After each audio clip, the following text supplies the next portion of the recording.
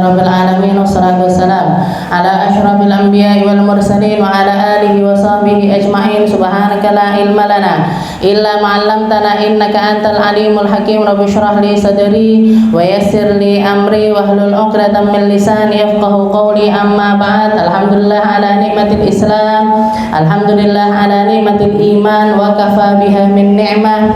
Allahumma barik lana fi Rajab wa Sya'ban wa ballighna Ramadan wa ballighna Ramadan wa a'inna 'ala siyami wal qiyam wa qiraatil Qur'an wa qanni'na bil yasiri minal manam.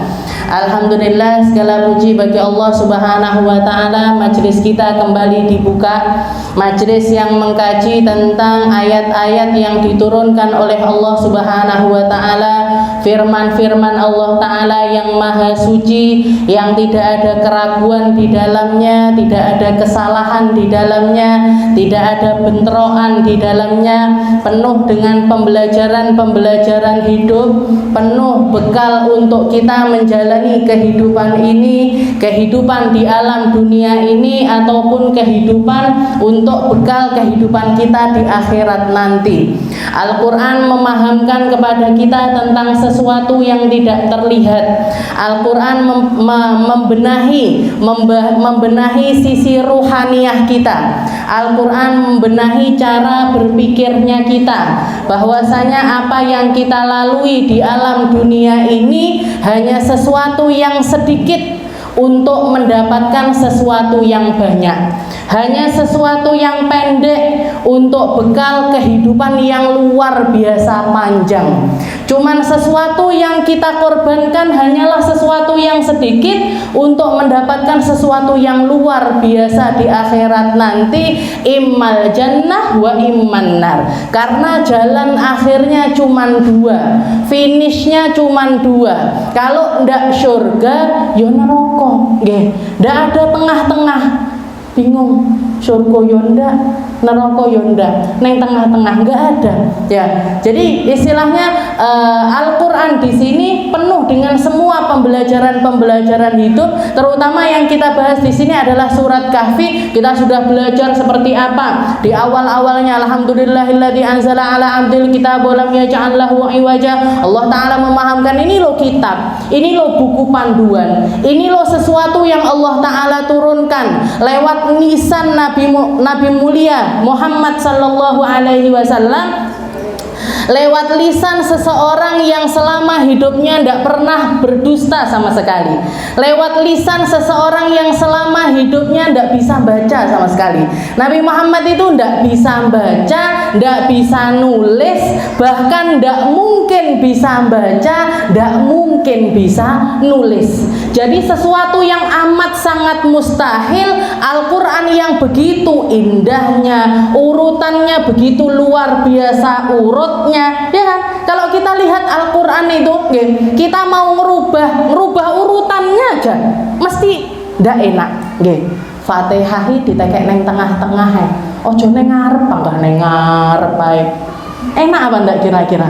Kok ada yang aneh ya?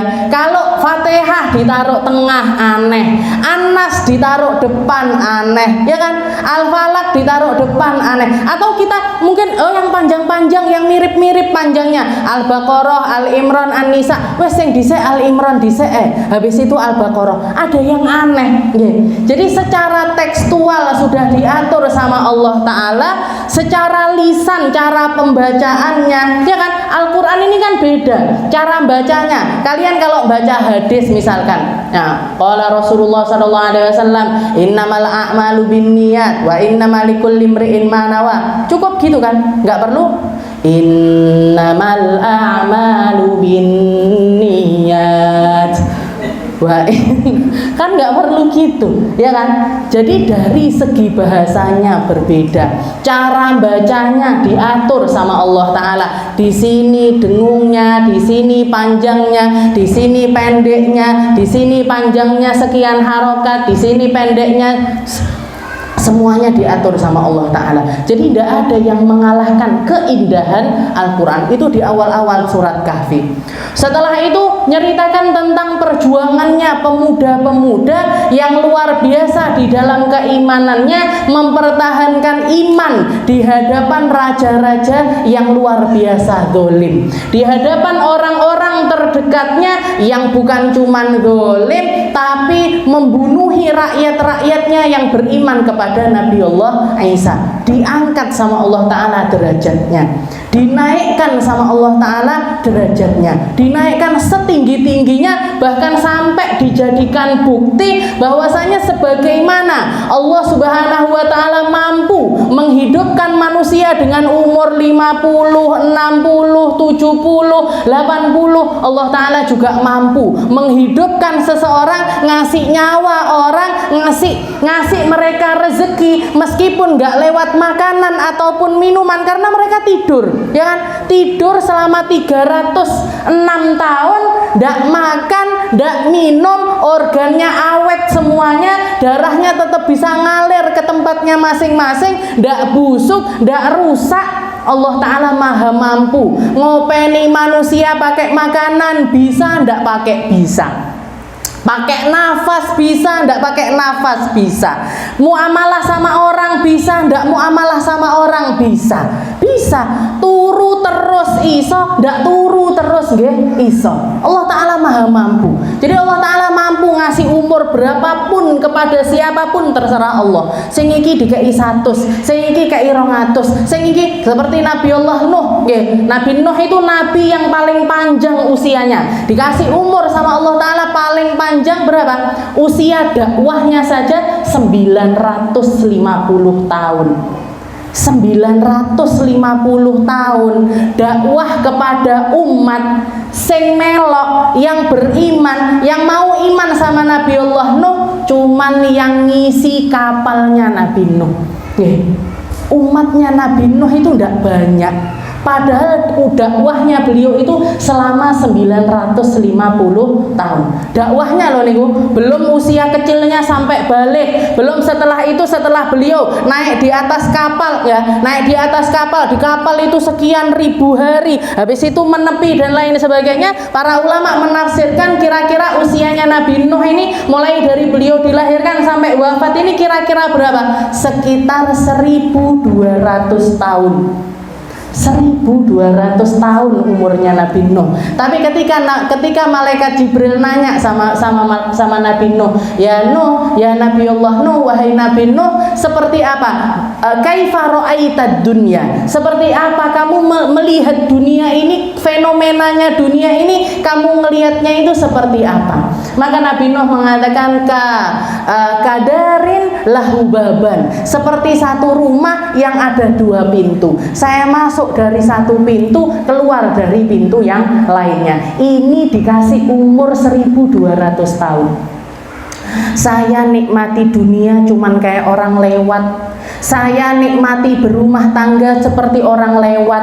Saya nikmati bekerja cuman kayak orang lewat. Saya nikmati punya anak-anak, punya cucu-cucu, punya keluarga cuman kayak orang lewat. Ini umur 1200 tahun. Lah awake dhewe koyok kedep, ya kan? Sekejap mata berubah, sekejap mata ganti, sekejap mata hilang, sekejap mata datang, sekejap mata hilang, sekejap senang, sekejap sedih, sebentar, ya kan? Seperti itu kehidupan kita, gampang banget berubah, gampang banget pindah, gampang banget diwolak-walik sama Allah Subhanahu wa Ta'ala. Makanya salah satu doa yang diajarkan para ulama kita, Allahumma ya muqallibal qulub tsabbit qalbi ala dinik. Ya Allah yang maha membolak-balikkan hati, tidak apa-apa. Istilahnya saya sedih bentar, habis itu senang bentar, tidak apa-apa. Saya datang ke kehidupan seseorang, setelah itu pergi, tidak apa-apa. Saya punya anak, setelah itu ditinggal anak saya pergi, tidak apa-apa. Saya punya suami, setelah itu ditinggal suami saya pergi, tidak apa-apa. Saya punya keluarga, ditinggal sama keluarga saya, tidak apa-apa. Saya punya harta, pergi harta saya, tidak apa-apa.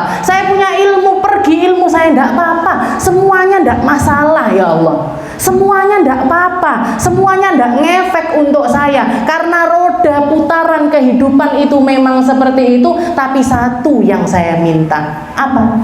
Sabit qalbi ala dinik. Yang satu ini jangan dicabut, yang satu ini jangan diambil. Yang pasti ini tadi yang akan menjadi penentu kebahagiaan hidup dunia saya sampai akhirat saya. Yang satu ini yang akan membawa saya senang di dunia, senang di akhirat. Yang satu ini yang akan mengumpulkan saya sama orang baik dan mengumpulkan saya di tempat yang baik. Yang satu ini jangan dicabut. Apa itu? Sabit qalbi ala dinik. Izinkan saya untuk terus mengucap la ilaha illallah. Izinkan saya untuk terus bisa melaksanakan sholat 5 waktu. Izinkan saya untuk terus bisa mensyukuri nikmat-nikmat yang Engkau berikan. Izinkan saya untuk bisa terus menelaah ilmu agar saya mampu dipantaskan, dinaikkan, diangkat bersama orang-orang yang naik, bersama orang-orang yang di atas, bersama orang-orang pilihan-Mu, bersama orang-orang yang luar biasa Engkau tempatkan di tempat-tempat yang termulia. Jangan dicabut yang ini ya Allah. Tidak ada permintaan ya Allah ya muqallibal qulub, ya Allah sang pembolak-bolak hati, sang perubah-rubah suasana hati. Jadikan hati saya senang terus, jadikan hati saya gembira terus, jadikan kenikmatan itu terus ada di dalam diri saya. Tidak ada, itu semuanya tidak diminta sama para ulama, karena mereka tahu. Ini dari kemarin-kemarin yang kita bahaskan tentang itu. Pertama, cara pandangnya Nabi Muhammad, wala ta'du ainaka anhum turidu zinatal hayatid dunya. Wahai Muhammad, jangan sampai kamu pindahkan pandanganmu dari orang-orang yang dianggap remeh ini, dari orang-orang yang dianggap tersingkir ini, dari orang-orang yang dianggap rendahan ini. Jangan kamu pindahkan pandanganmu dari mereka. Kumpul kamu sama mereka, gabung sama kamu sama mereka, duduk kamu sama mereka. Mereka zikiran, kamu juga berzikir. Mereka sholat, kamu juga sholat. Mereka baca Al-Quran, kamu juga baca Al-Quran. La ta'du ainaka anhum turidu zinatal hayatid dunya. Jangan sampai kamu pindahkan cara pandangmu. Kamu pilih orang-orang yang berduit, kamu pilih orang-orang yang punya tahta, kamu pilih orang-orang yang dianggap keren di dunia, dianggap naik derajatnya di dunia, yang mampu beli ini, yang mampu beli ini, yang punya tanah di sini, yang punya tanah di sana. Jangan sampai kamu tertipu dengan apa yang ada pada mereka, karena yang sekarang ada pada mereka dulu ada pada kakek moyangnya mereka. Yang dulu ada pada mereka itu ada pada kakek moyang mereka. Makanya Allah Subhanahu wa taala pernah, Allah taala itu pernah mengizinkan bumi untuk yantik, untuk ngomong, untuk berbicara dalam satu keadaan. Kapan itu? Ketika ada dua orang, ketika ada dua orang laki-laki yang saling bertengkar, ya istilahnya tukaran, jotos-jotosan, pegel-pegelan karena rebutan tanah. Iki tanah waane bapakku, iki bagianku, ini warisanku, ini hartaku, iki wekku. Ya lek wong Jawa kan gitu. Iki wekku iki, ini punya saya, ini punya saya, ini milik saya. Maka dikatakan ketika dua orang ini tadi bertengkar, tahu-tahu tanah yang dipertengkarkan itu tadi, tanah yang disengketakan itu langsung mengatakan kepada mereka, ya fulan, wahai engkau dua orang yang bertengkar, la tunazi alayya, tidak perlu kamu itu saling memperebutkan saya, karena sebelum saya jadi milik kalian, sebelum kalian perdebatkan, saya ini sudah jadi milik ribuan orang, bahkan jutaan orang. Jutaan orang punya saya, bahkan lek tak hitung sing jenenge Ahmad ada lebih dari 70.000 orang. Sing duwe aku dengan nama Ahmad itu lebih dari 70.000 orang. Tanai ngomong seperti itu. Apa nek sing jenenge Minah? Apa nek sing jenenge sapa nek sing akeh dadi jenenge wong Fatimah, nggih lek wong Jawa nggih Susi. Apa sapa nek Dewi nggih. Yang sekarang jadi tanah yang kamu perebutkan ini, itu saya pernah dimiliki oleh jutaan orang. Kalau tak hitung sing jenenge Ahmad tak loh, sudah lebih dari 70.000 orang. Dan gimana nasib mereka semuanya? Nasib orang-orang yang pernah memiliki saya itu sekarang gimana? Mereka semuanya dulu pernah hidup, pernah makan, pernah minum, pernah naik di atas saya, pernah ibadah, ada yang ibadah di atas saya, ada yang tidak ibadah, ada yang baik, ada yang tidak baik. Tapi satu yang pasti, nasibnya sama. Mereka yang dulu ada, sekarang nggak ada semuanya. Sekarang sudah masuk, yang dulu di atasku sekarang sudah ada di dalam perutku. Dan kamu pun sebentar lagi juga akan menyusul kabeh gitu. Sayyidina Ali bin Abi Thalib itu sampai mengatakan semua orang itu yakin dengan kematian. Iya betul. Semua dari kita itu yakin dengan kematian. Mati itu pasti. Saya itu pasti mati. Kita semuanya pasti bakal mati. Tapi yakinnya mereka kayak orang yang ragu-ragu. Mereka itu yakin dengan kematian, tapi menjalani kehidupan seperti orang yang ragu-ragu mati. Ndak nyepakne opo-opo, ndak siap opo-opo, ndak nata apa-apa, ndak bikin persiapan apapun. Padahal mereka mengatakan kalau mereka itu yakin dengan kematian. Orang-orang yang cerdas gimana? Orang-orang yang cerdas menyiapkan kematian itu dengan sebaik-baiknya. Ngamal, ibadah, baik sama orang, baik tutur katanya dan lain sebagainya, itu semuanya adalah persiapan untuk nyari kehidupan yang lebih baik lagi setelah kematian. Karena itu semuanya pasti. Jadi dikatakan sampai seperti ini. Jadi tanahnya itu mengatakan la tunazi' alayya. Jangan kalian itu bertengkar terlalu hebat untuk diriku. Dan fenomenanya sekarang kan seperti itu. Duit jadi rebutan, tanah jadi rebutan, rumah jadi rebutan, sing anyar anak jadi rebutan. Suami istri cerai, anaknya jadi rebutan. Aku wae. Semuanya jadi rebutan. Padahal nasibnya sama. Semua adalah dunia, modelnya sama, dan dunia dulu sama dunia sekarang sama.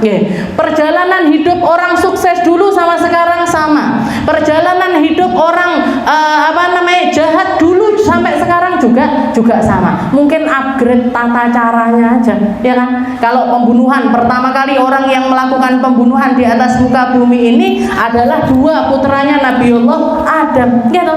Qabil bunuh Habil, ya kan? Qabil bunuh Habil. Bunuh dengan cara apa? Ngantem batu sampai kepalanya pecah, habis itu mati. Tapi sampai zaman sekarang masih terjadi tidak pembunuhan? Masih. Caranya aja beda. Dosane podo dosane. Mau itu diracun sama, mau itu ditenggelamkan sama, mau itu ditusuk sama, mau itu diapain aja, yang namanya pembunuhan tetap pembunuhan. Dan orang yang pertama kali melakukan pembunuhan di atas muka bumi ini selalu dapat kiriman dosanya setiap kali terjadi pembunuhan di atas muka bumi ini. Makanya Nabi Muhammad sanna sunnatan hasanah falahu ajruha wa ajru man amila biha ila yaumil qiyamah. Orang yang bikin kebaikan di satu tempat dengan cara apapun, dia akan dapat pahalanya dan pahala orang-orang yang melakukan setelah dia. Begitu juga dengan dosa. Setiap kali ada orang melakukan dosa, mencontohkan keburukan, dia akan dapat dosa dari keburukan itu dan keburukan setiap orang yang terinspirasi dari keburukan tersebut. Untuk kabeh. Jadi kebaikan ada jariahnya, keburukan juga ada jariahnya. Kita masuk ke dalam pembahasan kita di dalam surat Al-Kahfi ayat yang ke fa'asara bi ayyutani khairan min jannatin yursana 'alaiha usbanan minas sama'i fatusbiha sa'idan zalaqa aw yusbiha ma'uha gharan falan tastati'a lahu talaba wa hita bi thamari fa asbahu qalbu kaffayhi 'ala ma afaqa fiha wa hiya khawiyatun 'ala urushiha. Kita masih di dalam percakapan dua orang laki-laki, dua orang saudara. Dua orang saudara yang sempat, jadi ini setiap masa, setiap orang yang ada di atas muka bumi ini pandangannya terhadap dunia, pandangannya terhadap nikmat. Nah, nikmat yang dikaruniakan oleh Allah Subhanahu wa taala mesti salah satu dari cara pandang dua orang ini tadi, ya kan? Wadrib lahum mathalar rajulain ja'alna li ahadihima jannatain min a'nabi wa hafafnahuma.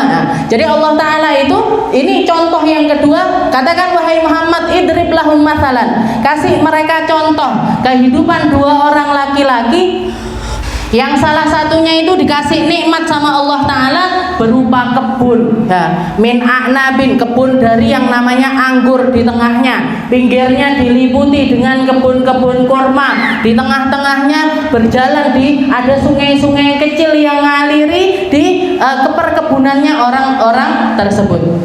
Tapi laki-laki tersebut menanggapi nikmat yang dia miliki, menanggapi karunia yang Allah Ta'ala berikan kepada dia, satu yang dia katakan, ma'adunnu antabida hadhihi abada.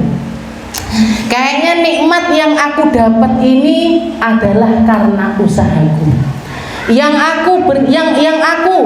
Aku nyampe ke derajat yang seperti ini itu karena aku lupa kalau punya Tuhan, lupa kalau punya pencipta, bahkan lupa dari mana asalnya dan akan kemana dia akan kembali.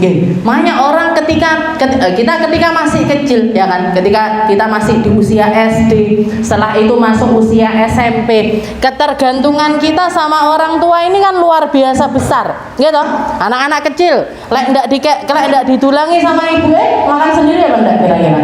Anak umur setahun, 2 tahun, ke belakang ke dapur, nggawa pinji kok piring, habis itu naruh nasi sendiri, kuahnya apa aja langsung mangan, jangan loder gitu misalkan. Umurnya setahun 2 tahun mungkin apa enggak? Kan nggak mungkin. Berarti maksudnya apa? Kita ini berasal dari sosok manusia yang amat sangat tidak berdaya, tidak bisa apa-apa sama sekali. Lek tidak dikasih minum, tidak minum. Lek tidak ditulang, tidak makan. Ya kan? Tergantung sekali kita sama ibu kita, sama ayah kita, sampai tumbuh gede sampai iso melaku, sampai iso melayu, sampai ngerti, bisa baca, bisa nulis, bisa ngerti ini, kan terus berproses sampai masuk usia 20 tahun jadi sarjana, bisa ngajar, bisa produktif, punya harta, tambah istilahnya. Nah, semakin dia dapat itu semuanya, semakin dia lupa dari mana asalnya. Kalau dulunya saya itu tidak bisa apa-apa, dan nanti suatu saat akan kembali lagi jadi tidak punya apa-apa. Tapi orang yang tertipu dengan keadaannya dunia, tertipu dengan nikmat yang Allah Ta'ala berikan kepada dirinya, dia akan mengatakan ma'adunnu antabida hadhihi abada. Semuanya ini karena saya. Semuanya ini karena memang saya yang pintar, saya yang jenius, saya yang bisa. Semuanya dikembalikan kepada dirinya, lupa kepada yang menciptakan dirinya. Qala ma'adunnu antabida hadhihi abada. Dan kalau kita perhatikan setiap orang yang hidup di atas muka bumi ini, ketika masuk usia-usia seperti itu, apalagi 20 tahun ke atas atau 17 tahun ke atas, itu rasa seperti itu semakin menguat. Ma'adunnu antabida hadhihi abada. Saya sudah tidak butuh bapak saya sudah tidak butuh ibu saya tidak butuh keluarga saya bisa berdiri sendiri. Saya yang paling pintar, saya yang paling kaya, saya yang paling cantik, saya yang paling dihormati, dan lain-lain. Ma'adun. Jadi, dan itu semuanya, kata-kata itu semuanya, dengan bentuk apapun, dengan model apapun, ya. Orang sekarang kan tambah macam-macam omongannya, ya kan? Tambah macam-macam omongannya. Pamer-pamer, setelah itu mengatakan, oh ini murah. Lupa dari mana asalnya dia yang dulunya tidak mampu untuk dapat itu semuanya. Kalau bukan karena karunia-Nya Allah yang ngasih dia kecerdasan, kalau bukan karena karunia-Nya Allah yang ngasih dia kesehatan, kalau bukan karena karunia-Nya Allah Ta'ala yang menakdirkan itu semua, sebagaimana Allah Ta'ala ngasih, mampu dicabut seketika oleh Allah Subhanahu wa Ta'ala. Ma'adun. Ini omongannya orang yang tertipu sama dunia selalu seperti ini. Ma'adunnu antabida hadhihi abadan. Tapi kalau orang-orang ahli iman, orang-orang yang ngerti asalnya dan kemana tempat kembalinya, yang keluar dari mereka, Masya Allah, la quwata illa billah. Masya Allah, la quwata illa billah. Ini tanggapan orang yang ngerti iman. Ini tanggapan orang yang ngerti kepada Tuhannya. Baik dia mandang nikmat yang ada pada dirinya atau nikmat yang ada pada orang lain, yang keluar dari lisannya, Masya Allah. Orang ini pinter karena Allah pengen dia pinter. Orang ini kaya karena Allah Ta'ala pengen dia kaya. Orang ini menjabat karena Allah Ta'ala pengen dia menjabat. Orang ini sehat karena Allah Ta'ala pengen dia sehat. Masya Allah, la quwata illa billah. Karena kalau mereka tidak dikasih kekuatan-kekuatan itu, kalau mereka tidak dimodali perkara-perkara nikmat itu, tidak bisa apa-apa mereka, tidak mampu apa-apa. Jadi baik kita mandang nikmat orang lain. Kenapa kok ketika kita mandang nikmatnya orang lain, yang keluar dari lisan kita harusnya seperti itu? Masya Allah, temanku ranking 1, Masya Allah, la quwata illa billah. Dia ditakdirkan, dikasih sama Allah Ta'ala nikmat itu untuk apa? Untuk jaga biar nikmatnya dia tetap ada pada dirinya dan ngasih kita ya, dan untuk menjaga nikmat kita agar tidak terkontaminasi dengan penyakit-penyakit hati yang lainnya. Karena kalau dituruti, padahal sinaune podo, kok dhek sing ranking 1, aku sing ranking 2, hasut akhirnya. Sengkok pas ujian neh tak kasih obat tidur minuman. Ben turu, ben gak sinau, ben aku sing ranking. Nah ini akhirnya penyakit-penyakit kayak gitu yang keluar. Hasut keluar, iri keluar, dengki keluar, pengen bales keluar, pengen menghancurkan keluar, dan lain-lain gitu. Jadi kalimat Masya Allah ini tadi ngelindungi orang yang punya nikmat dan melindungi hati kita. Melindungi, kalau kita ngomong untuk kenikmatan itu ada pada diri kita, ya Allah, apa namanya, kita ranking 1 misalkan, atau kita ngaji lulus, atau kita dapat nikmat, punya harta atau hadiah dan lain sebagainya, Masya Allah, la quwata illa billah. Itu akan jaga nikmat itu agar tetap ada di dalam diri kita. Dan Allah Ta'ala selain itu nambah karunianya apa? Dikasih karunia syukur, dikasih karunia ngerti tentang dirinya, dikasih karunia pahala-pahala di dunia untuk bekal di akhirat nanti, dikasih nikmat-nikmat yang lainnya. Makanya ucapkan ini setiap kali kita dapat nikmat atau ngelihat nikmat yang ada pada diri orang lain, Masya Allah, la quwata illa billah. Semuanya itu karena keinginannya Allah. Dan kalau tidak dikuatkan sama Allah Ta'ala, tidak ada daya, tidak ada upaya kecuali karena izinnya Allah Subhanahu wa Ta'ala. Nah, dikatakan Nabi Sayyidina Musa, bukan Sayyidina Musa, Abu Ayyub Al-Ansari, salah satu sahabatnya Rasulullah SAW, pernah beliau itu naik onta jejeran sama Nabi. Jadi Nabi Muhammad jalan naik ontanya, Abu Musa Al-Asy'ari juga naik di atas ontanya. Setelah itu Abu Musa mengatakan, anak aku lufi nafsi, aku pas naik kuda itu timbangane nganggur-nganggur, timbangane nggak ngapa-ngapain, aku berbicara di dalam diriku, jadi wiritan di dalam hati. Dia mengatakan la haula wala quwata illa billah, la haula wala quwata illa billah, la haula wala quwata. Diulang-ulang terus. Tahu-tahu Rasulullah noleh kepada Abu Musa. Setelah itu Rasulullah mengatakan, ya Abu Musa, wahai Abu Musa, ama tadri bikan min kunuzil jannah. Wahai Abu Musa, tahu ndak kamu tentang simpanan-simpanan yang ada di dalam surga? Kamu bisa ngirimkan hartamu di surga, kamu bisa ngirimkan pahalamu ke surga, kamu bisa ngirimkan pahala-pahalamu ke surga. Itu kamu bisa mulai dari sekarang, termasuk kanzun, termasuk harta karunnya surga. Mau ndak kamu tak kasih tahu? Wa ma dzalik ya Rasul, apa itu ya Rasul? Qul la haula wala quwata illa billah. Seperti yang kamu baca di dalam hatimu, la haula wala quwata illa billah, dikasap sama Nabi. Jadi Rasulullah ngerti apa yang tersirat di dalam hatinya Abu Musa Al-Asy'ari. Setelah itu istilahnya ditakkid sama Nabi, yang kamu ucapkan itu pahalanya luar biasa besar di sisi Allah Ta'ala. Yang kamu sedang lakukan itu gak bisa dibandingkan dengan apapun yang kamu lihat di atas muka bumi ini. Jadi kebaikan sekecil apapun, kalau kita kirimkan ke akhirat, kita lakukan untuk akhirat kita, tidak ada bandingannya sama perkara-perkara dunia manapun. Jadi selalu, jadi contoh dua orang laki-laki ini adalah contoh di setiap zaman, di setiap masa kita akan melihat orang punya kenikmatan dunia, lek ndak dadi sing kafir, yo dadi sing iman. Kalau bukan jadi orang ahli kufur dalam hal apa? Kufur dalam hal kenikmatan atau kufur secara terang-terangan kepada Allah Subhanahu wa taala. Kalau ndak gitu jadi orang iman.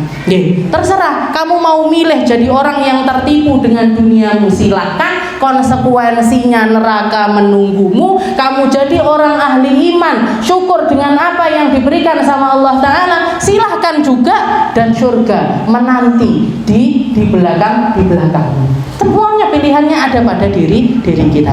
Ma'adunan.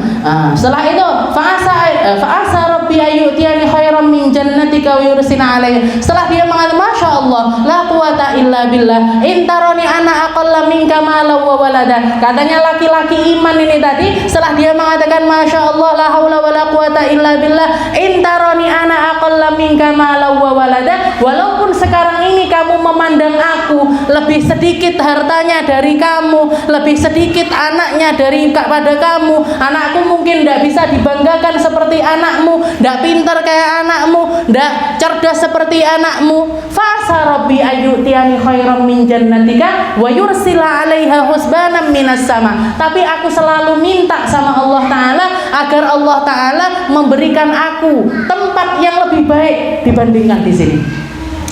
Saya berharap untuk dapat jannah, kebun yang lebih baik daripada kebunmu, yang lebih indah dibandingkan kebunmu, dan kebun yang aku inginkan, kebun yang selalu aku harapkan, kebun yang aku bercita-cita untuk masuk dan tinggal di dalamnya, itu jauh lebih baik daripada apa yang kamu miliki sekarang. Intarana ana aqala minka khair mala wa walada fa asarabi khairan min jannatika wa yursila 'alaiha husbanan minas sama. Lek bedanya kebun yang aku inginkan dengan kebun yang sekarang ini kamu miliki, yang sekarang ini kamu miliki mampu dimusnahkan oleh Allah taala kapanpun, mau itu siang, mau itu malam, mau itu kapanpun, Allah taala sewaktu-waktu mampu untuk mengambilnya.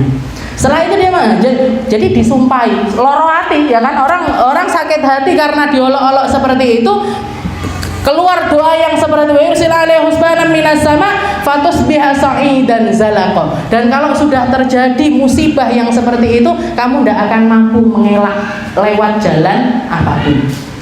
Fatusbiha alaihi sa'idan zalaqa au yusbiha ma'ahu gharan falan tastati'a. Istilahnya dia ngasih ibarat, ngasih nasihat kepada si kafir ini tadi, yang kamu miliki ini bisa jadi hilang pakai lewat angin puting beliung, hilang kabeh bisa jadi dengan air yang sekarang ini ngalir di antara sungai-sungaimu, ujuk-ujuk mati, akhirnya juga bakalan layu semua tanamanmu, habis itu hilang juga lewat jalan manapun, ujuk-ujuk nek tikus mumbruk datang, ya semua perkara dunia modelnya seperti itu. Resikonya bisa terjadi kapanpun, hilangnya bisa jadi lewat jalan manapun, tidak lewat dikeluarkan, lewat dibelanjakan, dirampok uang, dibajak orang, atau bisa lewat manapun, atau kalau nggak gitu misalkan dia punya harta banyak, dikei loro terus sama Allah taala,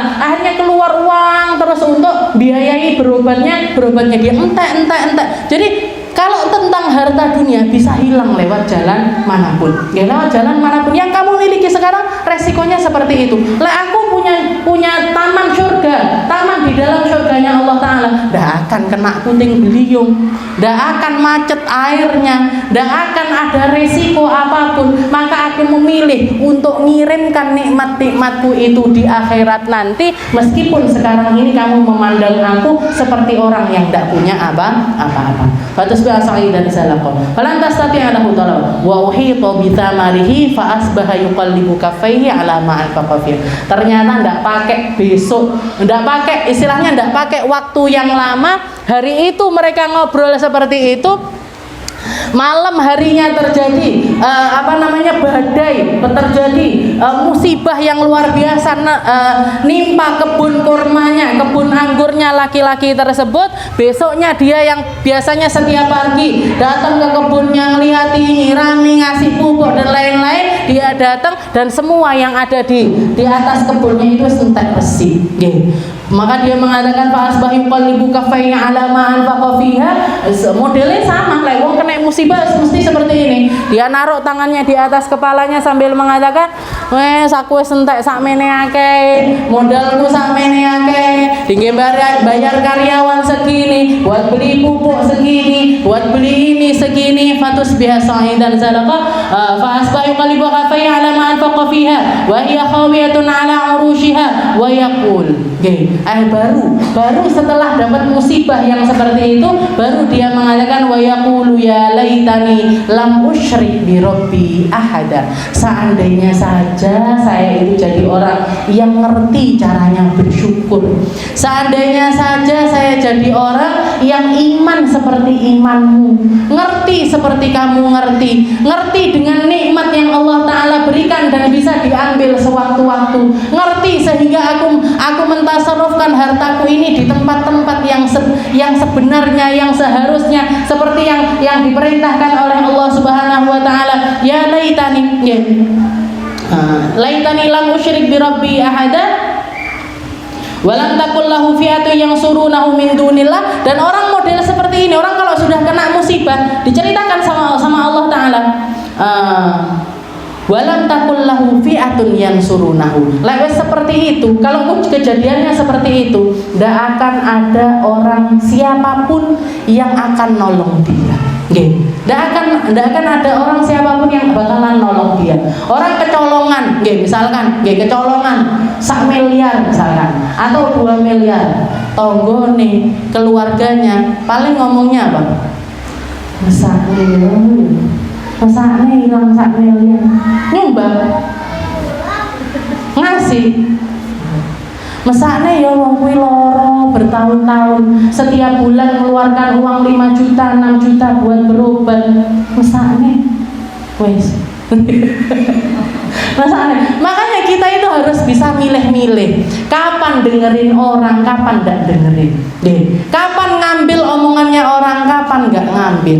Karena gak semua omongannya orang itu bisa kita ambil, bisa bermanfaat untuk kita. Karena kalau kejadian yang terjadi itu ndak baik, hilang semuanya.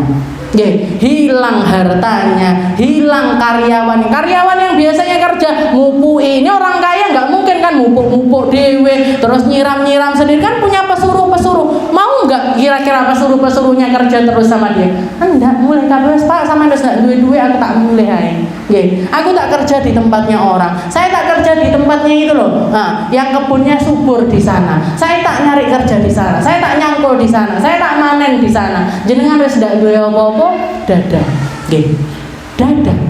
Semua orang seperti itu. Maka dikatakan ini walam takul lahu fi'atun yang surunahu. Lihat, kalau sudah keadaannya seperti ini, kalau kamu sudah tidak punya apa-apa, kalau kamu tertimpa musibah, hilang semua hartamu dalam sekejap, sopo sing nulungi kamu itu siapa? Yang bisa menguatkan kamu siapa? Yang bisa nyabarkan kamu siapa? Yang bisa ngasih kenikmatan untuk kamu bisa tetap bertahan hidup siapa? Untuk punya dikasih hidayah untuk mau berusaha dari awal lagi itu siapa? Yang ngasih itu semua siapa? Lek Allah Ta'ala tidak berkenan untuk ngasih itu semuanya, hancur hartamu, hancur sak kamunya juga hancur. Bojone wis pak pegatan ae lah, wis gak duwe apa-apa sampean lah.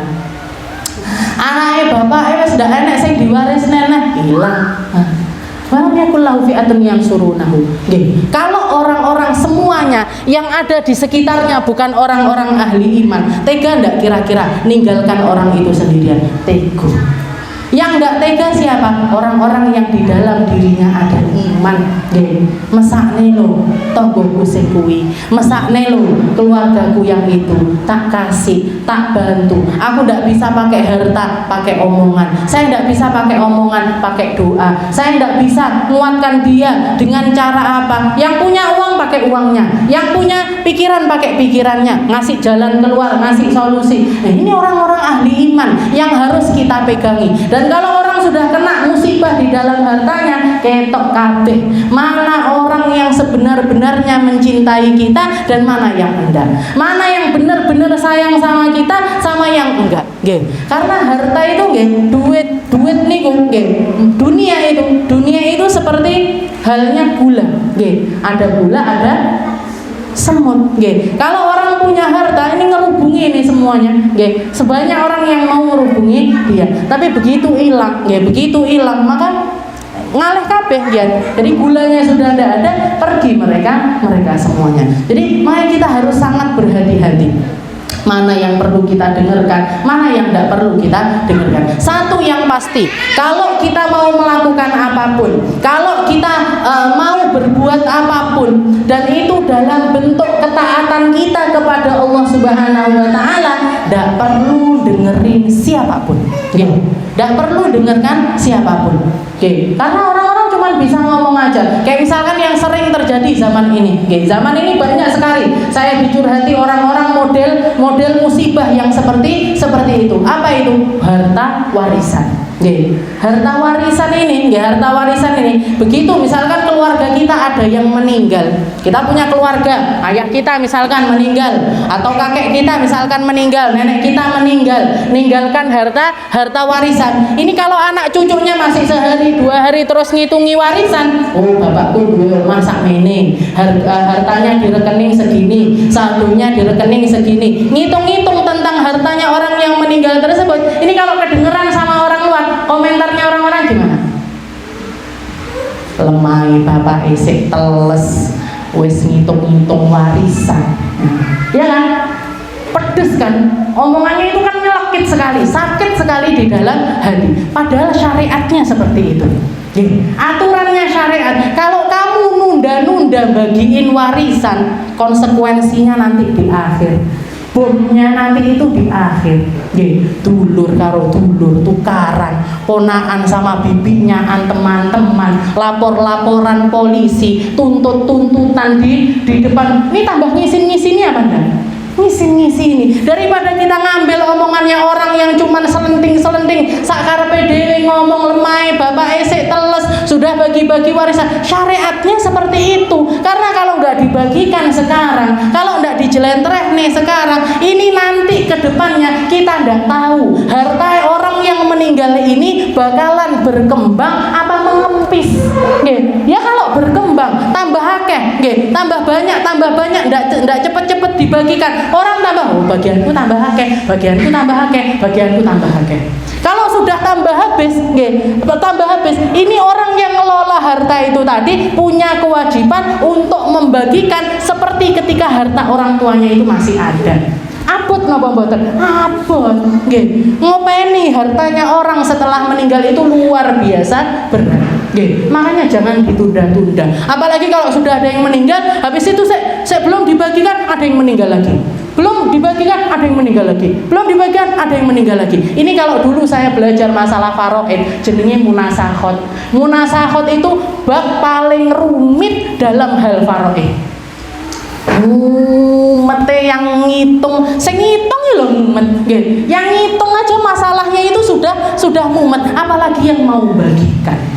Jadi tidak apa-apa, istilahnya tidak usah dengerin katanya orang. Selama kita, oh ini aturannya syariat, seperti ini aturannya syariat. Begini cara Allah Ta'ala menjaga kehidupan umat Islam ini agar tetap harmonis, agar tetap apa adanya. Semua orang yang menjadi ahli waris itu harus tahu, bapak harta warisannya sekian, jumlahnya sekian, bagianmu sakmene, bagianmu sakmene, bagianmu sakmene. dibagikan. Kalau bisa dibagikan secara langsung, dibagikan secara langsung. Lek ndak bisa, dibagikan secara bertahap. Tapi nominalnya sudah tahu. Kalau ada apa-apa yang bagian nerima waris ini ternyata meninggal, bagiannya juga sudah pasti. Oh, anak putune, anak yang ini yang meninggal setelah bapaknya, bagiannya sekian. Semuanya diatur sama syariat. Terus tidak perlu pusing-pusing. Orang kan cuma bisa ngomong aja. Terus kalau tukaran kayak gitu, ini orang yang pertamanya ngomong lemai bapak esek teles wis bagi-bagi, bantu dia. Nyokor nih ya, rame nih tukaran nih gue, rame nih gue polisian, rame itu tuntut di video, di upload, rame nih lu. Alhamdulillah ini. Jadi satu, kalau sudah urusannya tentang syariatnya Allah Ta'ala, tidak perlu dengerin siapapun. Saya belajar ngaji, jangan datang ke pengajian misalkan, orang yang tidak pernah datang ke pengajian, tahu-tahu datang ke pengajian, komentarnya orang apa? Mulai alim gue san, mulai alim, nggak usah di rumah nih, nggak usah di rumah nih, kayak kita selamat di akhirat, urusan selamatnya kita di akhirat bukan urusannya dia. Kalau kita nyemplung neraka, dia juga nyokor nenggian. Jadi nggak perlu pusing-pusing tentang hal-hal yang seperti itu. Dan ini modelnya dunia.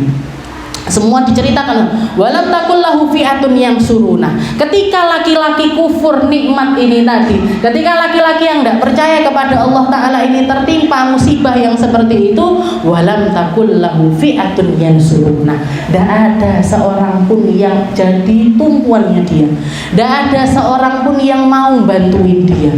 Tidak ada, semuanya menghilang dari dirinya. Yang dulu katanya sahabat, hilang sahabatnya. Yang dulu katanya teman, hilang temannya. Yang dulu katanya pembantu, hilang pembantunya, hilang semuanya. Walam takul lahu fi'atun yansurunahu min dunillah. Yang tidak akan pernah ninggalkan dia cuma Allah.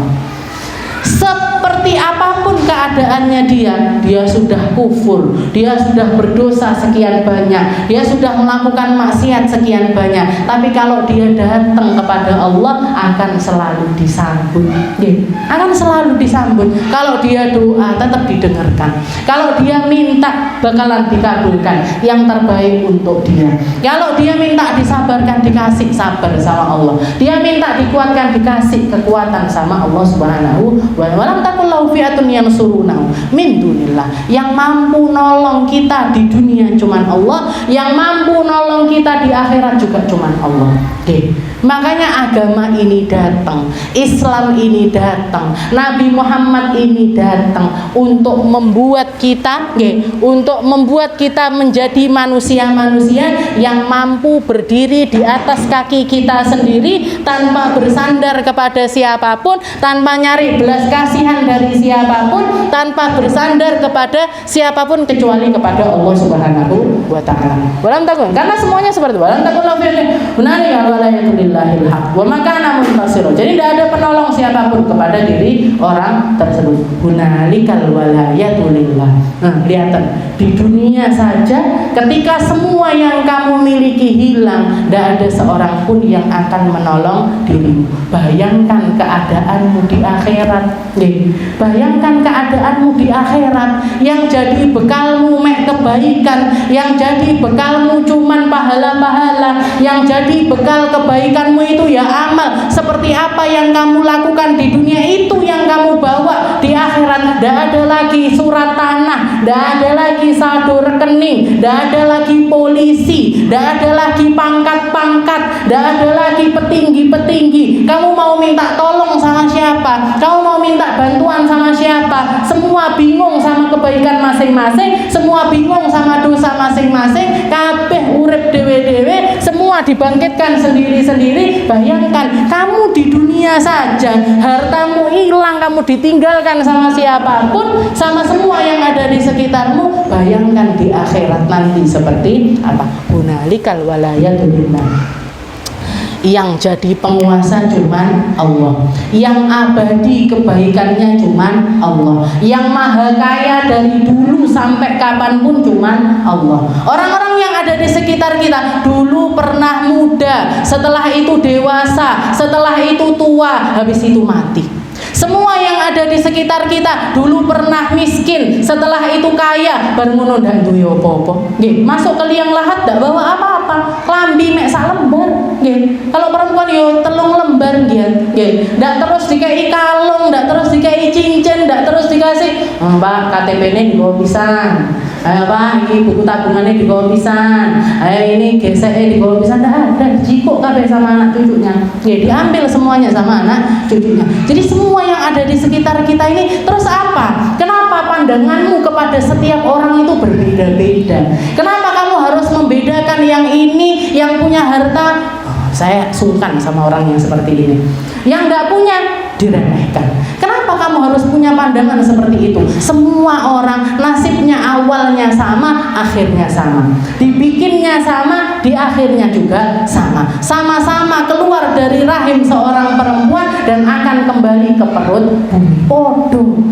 Kenapa kamu harus memandang mereka dengan pandangan yang berbeda? Hunalikal wala, yang abadi cuman Allah. Yang abadi cuman Allah.